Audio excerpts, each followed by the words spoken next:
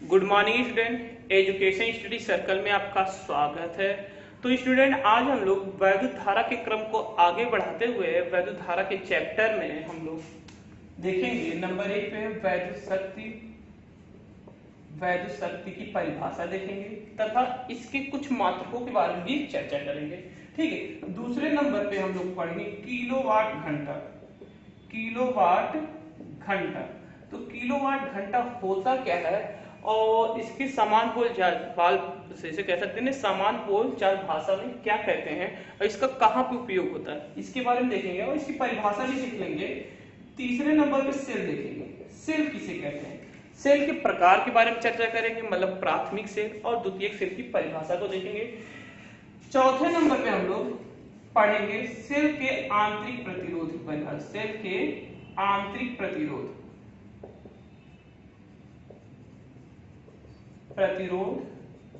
की परिभाषा को देखेंगे दोस्तों।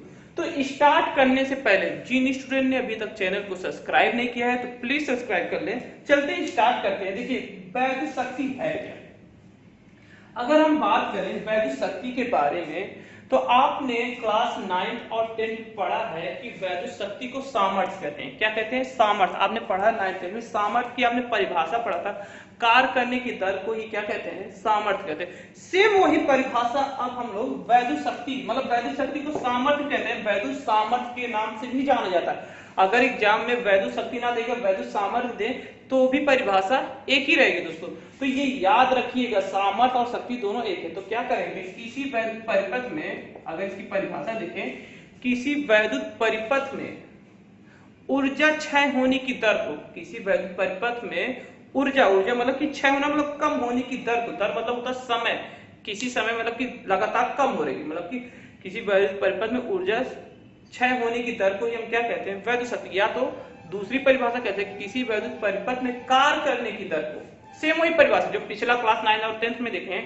किसी वैद्युत परिपथ में कार्य करने की दर को ही हम क्या कहते हैं?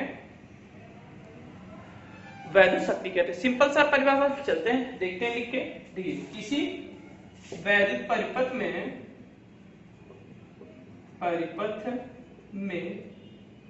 ऊर्जा क्षय होने की दर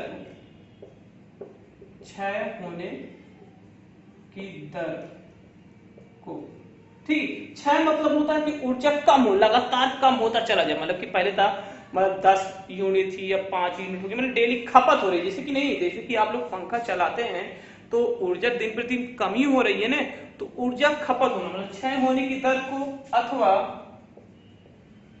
कार्य करने की दर को क्या कहते हैं? वैद्युत शक्ति कहते हैं।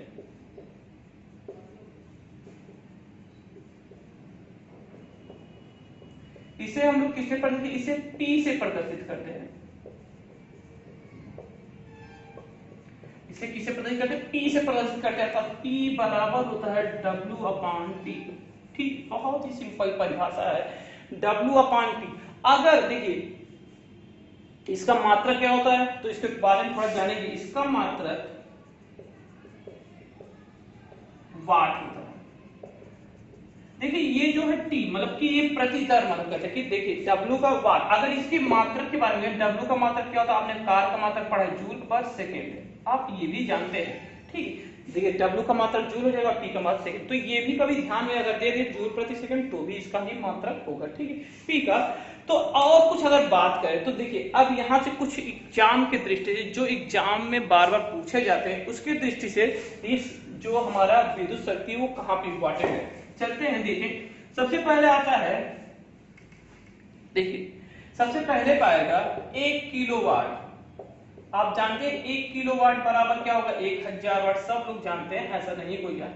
एक अश्व शक्ति, ठीक है, एक अश्व शक्ति बराबर कितना होता है? तो आपने पढ़ा है 746 वाट होता है। ये बार बार एग्जाम में पूछा जाता है। एक अश्व शक्ति मतलब कि एग्जाम में क्वेश्चन भी दे दिए कि एक शक्ति वाट मतलब कि वैद्युत में खर्च हो रही है, तो वहां एग्जाम में की दृष्टि से हो गई। अभी हमने फार्मूला पढ़ा W बराबर T होता है। तो W के अभी हमने इसके पहले जो पढ़ा था W बराबर क्या होता है? अगर आप ध्यान देंगे VIT याद करिए तो आपको ध्यान आएगा। तो यहाँ पे रखेंगे PIT बराबर टी से कैंसिल हो जाएगा तो वी आई होगा, ये हो जाएगा वी आई। और पी बराबर क्या होता है आई स्क्वायर अपॉन आर होता है, याद आ रहा है। और पी का एक होता है वी स्क्वायर अपॉन आर। ठीक है, ध्यान में रखिएगा ये सारे कि अगर कभी कभी अगर जैसे विभवांतर जैसे धारा जैसे तो ये फॉर्मूले में अगर धारा और प्रतिरोध है, विभवांतर प्रतिरोध है, तो ऐसे सूत्रों का प्रयोग करके आराम से हम क्या कर सकते हैं, वैद्युत शक्ति निकाल सकते हैं। मतलब एग्जाम के जो क्वेश्चन की दृष्टि से क्वेश्चन बनेंगे यही इन्हीं फॉर्मूले पे बन सकते हैं दोस्तों। तो ठीक है, ध्यान में रखिएगा स्टूडेंट, जो कि बहुत ही इंपॉर्टेंट है, इस पे क्वेश्चन अधिकतर पूछे जाते हैं। अब आते हैं किलोवाट पे। आपको वैद्युत शक्ति पसंद आ गई हो, अगर कहीं पे कोई प्रॉब्लम हो तो कमेंट करके जरूर बताया करिए हमको कि हाँ यहाँ पे नहीं समझ में आया, कि कोई प्रॉब्लम है, किस बारे में, तेज पढ़ा रहे हैं, धीमा पढ़ा रहे हैं, कुछ भी कैसा भी अगर आपको समझ में नहीं है तो कमेंट करके जरूर। अगर आपको वीडियो पसंद आ रहा है स्टूडेंट, तो जो लोग चैनल पे नए बने हैं और जिन्होंने चैनल को सब्सक्राइब नहीं किया तो प्लीज सब्सक्राइब करें। दूसरा, लाइक और शेयर जरूर करें दोस्तों अपने। ठीक है, तो चलते हैं अब किलोवाट घंटा के बारे में देखेंगे। तो किलोवाट घंटा है क्या? देखिए, किलोवाट घंटा का अगर हम समान बोलचाल भाषा में बात करें तो इसे यूनिट कहते हैं। आपने ध्यान दिया कि वैद्युत जो आप बिजली का बिल जमा करते हैं वो यूनिटों में जमा करते हैं। मतलब 100 यूनिट का बिल आया, 50 यूनिट का बिल जमा करना, 150 यूनिट का बिल, 1000 यूनिट का बिल जमा करना। इस समय तो आप देख ही रहे हैं जो बिजली का बिल जमा होता है वो यूनिट में जमा होता है। तो जो बिजली का बिल होता है वो कभी किलोवाट घंटा में नहीं शो करता, वो आपको क्या दिखाते हैं, यूनिट। तो किलोवाट घंटा को समान बोलचाल भाषा में क्या कहते हैं, यूनिट कहते हैं। अब इसकी परिभाषा देख लीजिए। तो किलोवाट घंटा क्या है कि किसी वैद्युत परिपथ में 1 किलोवाट घंटा, 1 किलोवाट 1 घंटे में क्षय होने को ही हम क्या कहते हैं, मतलब खपत, व्यय होने को ही, मतलब कि किसी वैद्युत परिपथ में 1 किलोवाट 1 घंटे में व्यय होने को ही हम क्या कहते हैं, 1 किलोवाट घंटा कहते हैं। सिंपल सा परिभाषा, एक बार सुनिए दूसरी बार याद हो जाए। ठीक है, 1 किलोवाट घंटा कहते हैं। तो इसलिए इसे सामान्य बोलचाल भाषा में क्या कहते हैं, यूनिट कहते हैं। आपको याद आ गया, अगर नहीं जानकारी थी तो जान लीजिए, यूनिट कहते हैं। ठीक है, किसी विद्युत परिपथ में 1 किलोवाट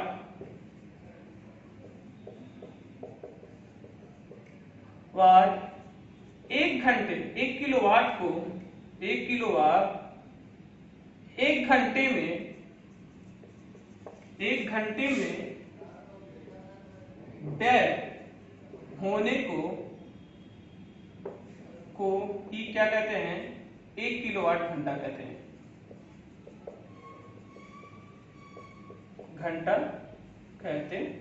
ठीक है, तो ये किलोवाट घंटा कहते हैं, मतलब कि किसी वैद्युत परिपथ में 1 किलोवाट 1 घंटे में व्यय होने को ही क्या कहते हैं, 1 किलोवाट घंटा कहते हैं। जैसे कि 1 किलोवाट घंटा होता क्या है, देखिए 1 किलोवाट घंटा, अभी हम लोगों ने देखिए अभी आपको 1 किलोवाट वाला बताया था, तो क्या होता है, 1000 वाट होता है, 1000 वाट, और इंटू क्या हो जाएगा 1 घंटा।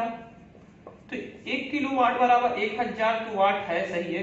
1 घंटा में जानते हैं 60 मिनट और 60 सेकंड होते हैं, तो मतलब 36 हो जाएगा। इसको लिख सकते 3.6 गुणे 10 घाते क्या हो जाएगा 6 जूल। कभी कभी पूछ लेते हैं 1 किलोवाट घंटा बराबर कितना होता है, तो 3.6 गुणे 10 घाते 6 जूल होता है। सिंपल सा देख सकते हैं। ठीक है, आगे चले, नोट करते रहिएगा आप लोग, इसको नोट करके बनाएंगे। देखिए नोट्स बहुत इंपॉर्टेंट होता है, अगर नोट्स बनाते चलेंगे तो इसको रिवीजन करने में इंपॉर्टेंट होता है। देखिए नोट्स का एक ही काम है, रिवीजन करने के लिए। नोट्स आप बनाइए चाहे आपके दिमाग में तो रहता ही रहता है सब, लेकिन जब रिवीजन का समय आएगा तो नोट्स ही काम देंगे। पेज पलटते जाएंगे, एक बार देखते जाएंगे, याद होता जाएगा परिभाषा। तो ये नोट्स की बहुत अच्छी खासियत होती है। तो नोट्स जरूर बनाइए, जितना हम लिखवाते हैं, लिखवाने का यही कारण है कि आप इसको लिख करके नोट्स बनाइए। नहीं तो लिखवाने की क्या जरूरत, हम मुंह से आपको ओरली बता देते, आप सुनते, अच्छे समझते, समझाना ही हमको। लेकिन नोट्स बहुत ही इंपॉर्टेंट होता है, तो प्राथमिकता नोट्स पे दीजिए कि आप कॉपी कलम लेकर बैठिए और इसको लिखते हुए रहिए, ठीक है। लिखेंगे तो ये एग्जाम में, जब आपको तैयारी एग्जाम में कम समय में रिवीजन के काम होगा, ठीक है। दूसरे पाते हैं अब हम लोग क्या पढ़ेंगे, सेल के बारे में। सेल किसे कहते हैं, ठीक है, सेल है क्या। तो आपने देखा होगा कि हमारे घरों में देखते हैं ना, जो आप अपने घर में रहते हैं, अगर बिजली चली जाती है तो आप देखते हैं कि इन्वर्टर चालू कर देते हैं, लाइट आ जाती है, तो वहां पे भी बैटरी लगी रहती है। अगर आप देखते हैं मोबाइल जो चलाते हैं वो भी बैटरी से ही चलता है, मतलब सेल से चलता है, ठीक है। बैटरी शब्द का यूज ना करके सेल शब्द का यूज करते हैं। दूसरा, टॉर्च जलाते हैं तो भी सेल का प्रयोग होता है, तो सेल की बहुत बड़ी भूमिका। तो सेल की आप परिभाषा ही बता सकते हैं। सेल है क्या, सेल एक ऐसी युक्ति है जो विभवांतर को बनाए रखती है, मतलब परिपथ में विभवांतर को बनाए रखती है, जिसके कारण धारा का प्रवाह होता रहता है। या तो सिंपल परिभाषा में, सेल एक ऐसी युक्ति है जो रासायनिक ऊर्जा को वैद्युत ऊर्जा में बदलती है। जो आपको परिभाषा समझ में वो लिखिए। तो चलते हैं, क्या हमने बताया, सेल एक ऐसी युक्ति है जो परिपथ में, वैद्युत परिपथ में विभवांतर को बनाए रखती है, जिसके कारण धारा का प्रवाह होता रहता है, ठीक है। या दूसरी परिभाषा क्या, सेल एक ऐसी युक्ति जो रासायनिक ऊर्जा को वैद्युत ऊर्जा में बदलती है, ठीक है। तो लिख लीजिए, सेल ऐसी युक्ति है, सेल एक ऐसी युक्ति है जो विद्युत परिपथ में, वैद्युत परिपथ में विभवांतर को बनाए रखती है, जिससे विद्युत परिपथ में धारा का प्रवाह होता रहता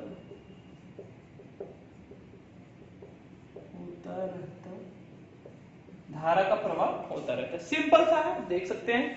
तो क्या है, अथवा अगर दूसरा परिभाषा दे सकते हैं, मतलब कि सेल एक ऐसी युक्ति है, युक्ति मतलब इसका कार्य युक्ति है जो रासायनिक ऊर्जा को विद्युत ऊर्जा में बदलता, ठीक है, जो रासायनिक ऊर्जा क्या करता है, विद्युत ऊर्जा में बदलता है। ये दो प्रकार के होते हैं सेल। कितने प्रकार के सेल, दो प्रकार के होते हैं।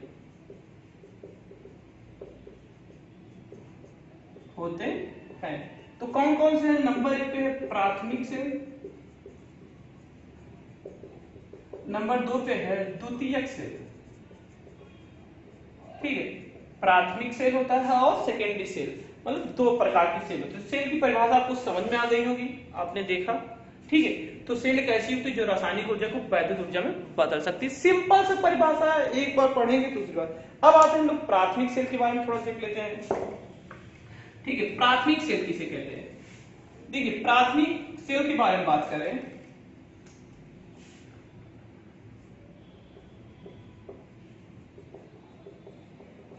प्राथमिक सेल है क्या, देखिए वह सेल, सिंपल से इसका परिभाषा है, कोई ज्यादा डिफरेंट नहीं, वह सेल जो रासायनिक ऊर्जा को वैद्युत ऊर्जा में बदलता है, जिसका उपयोग एक से अधिक बार नहीं होता, जिसका उपयोग एक से अधिक बार नहीं होता। तो ऐसे सेल को हम क्या कहते हैं, प्राथमिक सेल कहते हैं। इसका उदाहरण क्या है, जैसे आपका लेक्लांसी सेल, डेनियल सेल, शुष्क सेल, ये क्या है इसके उदाहरण। तो मतलब कि वे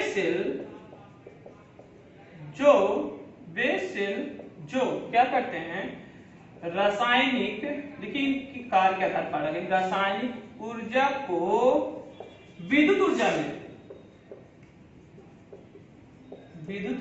में परिवर्तित करता है, मतलब विद्युत ऊर्जा में बदलता है, तो इसे क्या कहते हैं, प्राथमिक सेल कहते हैं। इसे हम क्या कहते हैं, प्राथमिक सेल कहते हैं। ठीक है, तो ये क्या होता है, इसका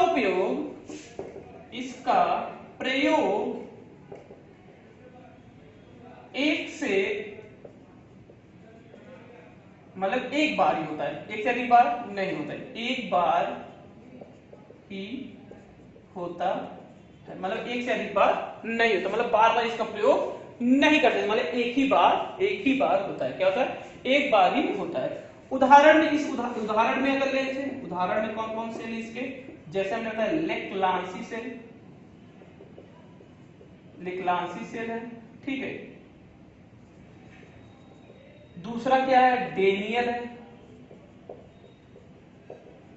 तीसरा क्या है, शुष्क। ये इसके जो कह सकते हैं इसके मोस्ट इंपॉर्टेंट, मतलब कि जैसे कहते हैं ना बहुत ही महत्वपूर्ण सेल है, मतलब कि उदाहरण में महत्वपूर्ण, इसीलिए इसको हमने आपके सामने कर दिया। द्वितीयक सेल के बारे में बात करें, द्वितीयक सेल किसे कहते हैं, तो आपने द्वितीयक सेल के बारे में पढ़ा है कि आपने अगर नहीं पढ़ा तो जानकारी दे दे। जैसे कि जो आपकी बैटरी है, जो घरों में बैटरी लगी रहती है, जो आप इन्वर्टर का प्रयोग करते हैं, जैसे कि या मोबाइल में जो बैटरी लगी है, तो वो द्वितीयक सेल होती है। मतलब क्या होते हैं, वे सेल जो वैद्युत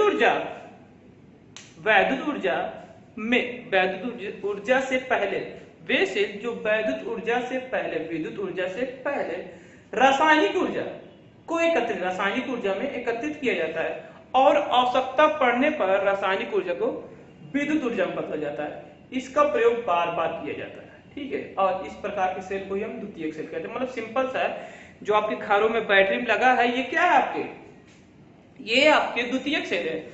मतलब ये सेल कैसे होते हैं, मतलब वे सेल जो वैद्युत ऊर्जा से पहले, मतलब कि जिनका उपयोग वैद्युत ऊर्जा से पहले रासायनिक ऊर्जा में एकत्रित किया, रासायनिक ऊर्जा को एकत्रित किया जाता है। रासायनिक ऊर्जा को क्या किया जाता है, एकत्रित किया जाता है, और आवश्यकता पड़ने पर रासायनिक ऊर्जा को वैद्युत ऊर्जा में बदला जाता है, और इनका प्रयोग बार बार होता रहता है। मतलब इनको बार बार चार्ज किया जाता है। तो इस प्रकार के सेल को द्वितीयक सेल कहते हैं। सिंपल सा परिभाषा है,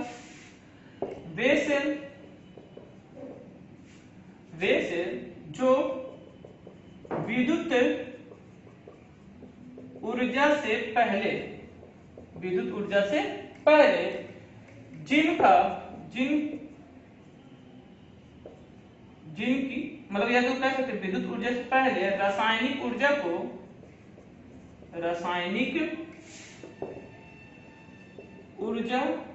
को एकत्रित किया जाता है, रासायनिक ऊर्जा में एकत्रित या रासायनिक ऊर्जा को एकत्रित किया जाता है, और आवश्यकता पड़ने पर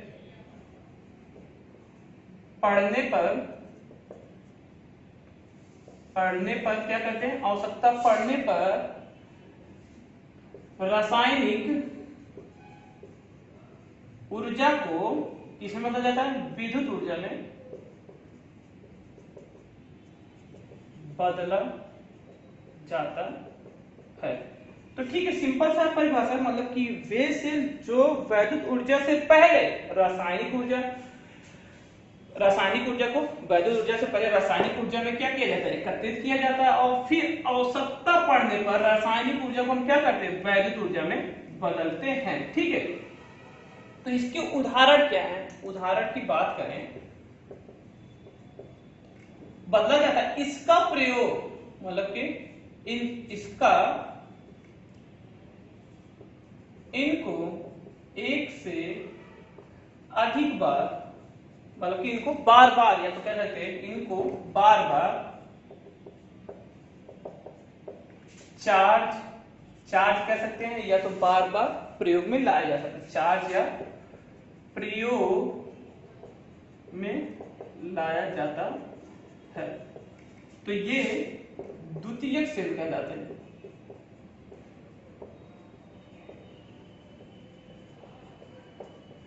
ठीक, इसका उदाहरण क्या है, अगर उदाहरण के बारे में बात करें तो इसका उदाहरण सबसे ज्यादा सीसा संचायक सेल है।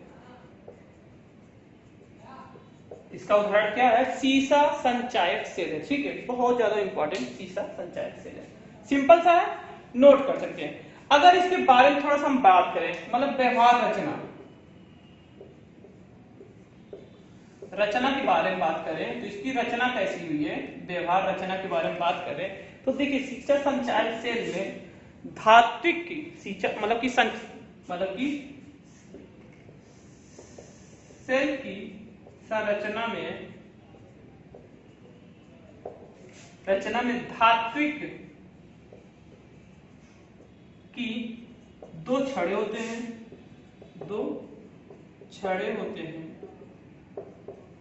जो जिन्हें हम क्या कहते हैं, जिन्हें इलेक्ट्रोड कहते हैं। क्या कहते हैं? इलेक्ट्रोड कहते हैं। ठीक है, जिन्हें हम इलेक्ट्रोड कहते हैं। क्या कहते हैं? इलेक्ट्रोड कहते हैं। जब इन्हें किसी जल में डुबो दिया जाता है, जल में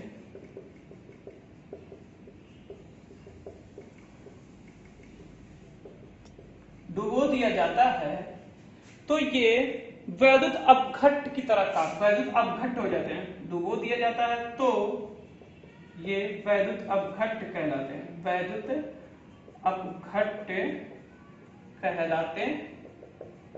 ठीक है, वैद्युत अपघट्ट कहलाते हैं। इनके एक छड़ को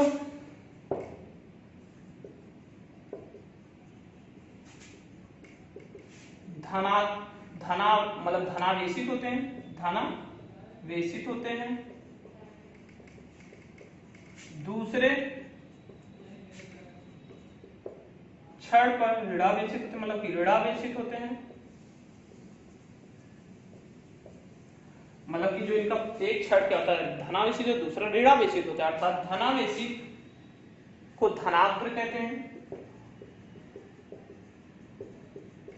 को धनाग्र कहते हैं। क्या कहते हैं? धनाग्र। और ऋणावेशित को ऋणाग्र कहते हैं। क्या कहते हैं?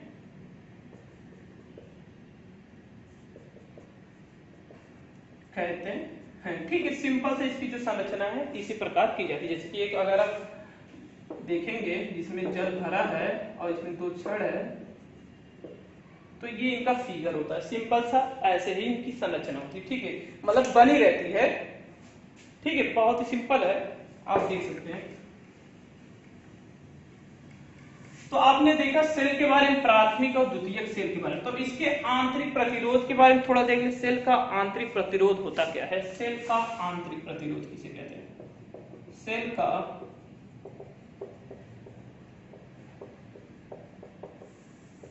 देखिए, सेल का आंतरिक प्रतिरोध मतलब आप जानते हैं, प्रतिरोध मतलब होता है रुकावट, मतलब कि किसी को रोकना, मतलब कि जिसे हम क्या कहते हैं प्रतिरोध, मतलब किसी के प्रति क्या करना, खड़े हो जाना। प्रति मतलब कि इनका प्रतिरोधी खड़ा हो गया। आप देखते हैं ना, सुनते हैं प्रतिरोधी मतलब किसी के प्रति खड़ा होना, मतलब उनके बीच के रास्ते में रुकावट।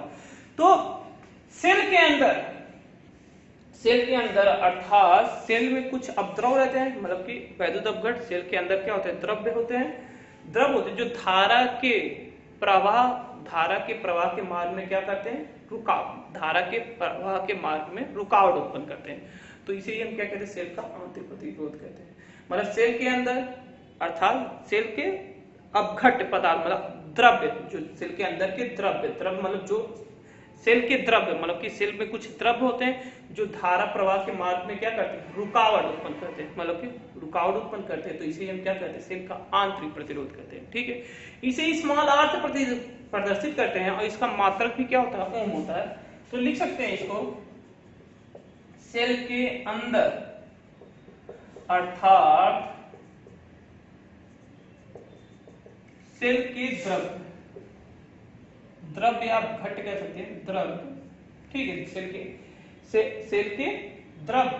के द्रव्य जो धारा प्रवाह के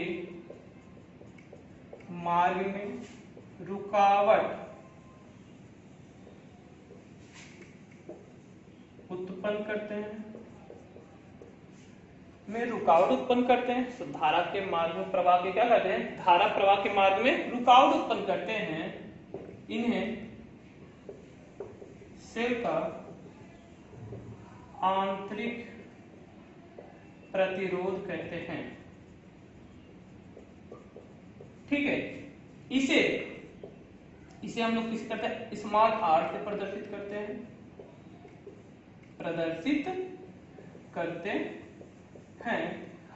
स्मॉल आर से प्रदर्शित करते हैं। इसका मात्रक भी क्या होगा, वही होगा जो प्रतिरोध का ओम, अर्थात ओम होता है। ठीक है, तो सेल के आंतरिक प्रतिरोध होता है निम्न बातों पर निर्भर करता है। सेल का आंतरिक प्रतिरोध निम्न बातों पर निर्भर करते हैं। नंबर 1 की बात करें तो सेल के वैद्युत अपघट्ट, तो सेल के वैद्युत अपघट्ट होते हैं वो सेल के वैद्युत अपघट्टों पर। नंबर 1 है सेल के वैद्युत अपघट्टों पर। ठीक है, सेल के वैद्युत अपघट्टों पर। दूसरा क्या है, अगर दूसरे की बात करें, दूसरा आपका है सेल के इलेक्ट्रोड के बीच की दूरी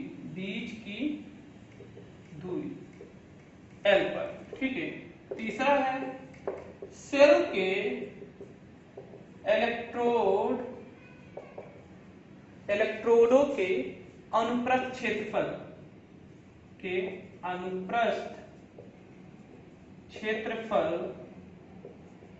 A पर क्या करते हैं, निर्भर करते हैं। अर्थात किसी निश्चित ताप पर, अर्थात अगर हम बताएं किसी निश्चित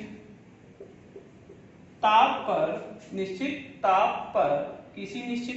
पर, ठीक है, किसी निश्चित ताप पर आपका क्या है, इलेक्ट्रो के बीच की दूरी के अनुक्रमानुपाती ताप पर जो हमारा क्या कह सकते हैं, सेल का आंतरिक प्रतिरोध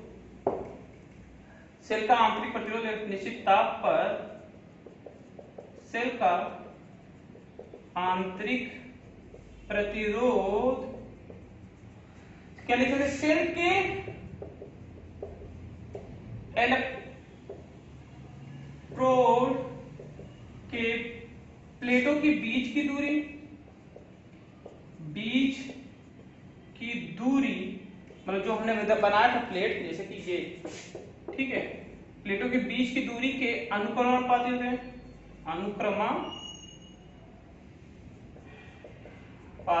होते हैं तथा इलेक्ट्रोड के प्लेटों के अनुप्रस्थ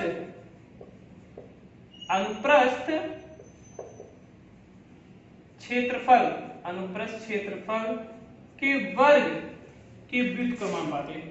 के व्युत्क्रमानुपाती होते हैं, अर्थात R/L/A²।